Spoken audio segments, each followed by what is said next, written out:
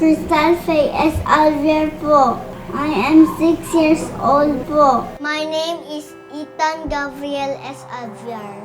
I am almost 7 years old. I live in Ivory Crest Village, Dasmariñas, Cavite. Nung ako po ay may ubo, masakit ang dibdib ko at lalamunan ko po. Nung ako rin po ay may ubo, masakit rin ang dibdib ko at lalamunan ko po. Nung ako po ay may sipon, iritado ako at masakit ang ilong ko po. Nung ako rin po ay may sipon, iritado rin ako at masakit ang ilong ko rin po.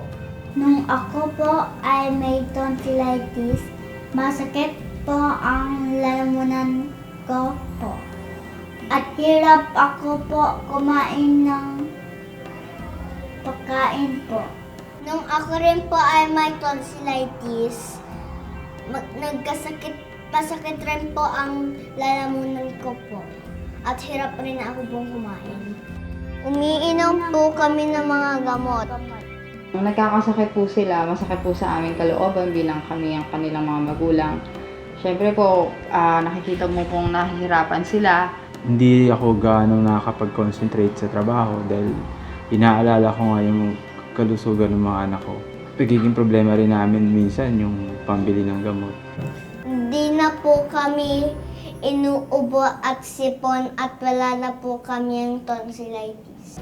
Mula nung nalaman namin at natutunan namin yung benepisyo na makukuha namin sa pag-inom ng King's Herbal, naging malaking tulong po yon at nawala ho yung matinding pag-aalala sa pwedeng maging kalusugan ng dalawang bata. Malaking pasalamat talaga namin dahil ang laki nang naitulong ng King's Herbal. Ang naging magandang epekto ng King's Herbal sa amin ay hindi na po kami madaling kapitan ng sakit at nakakapaglaro na po kami ng mga ayos ng aking kapatid.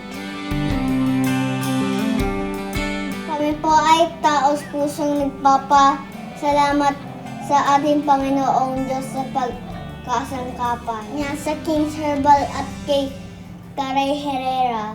Salamat po.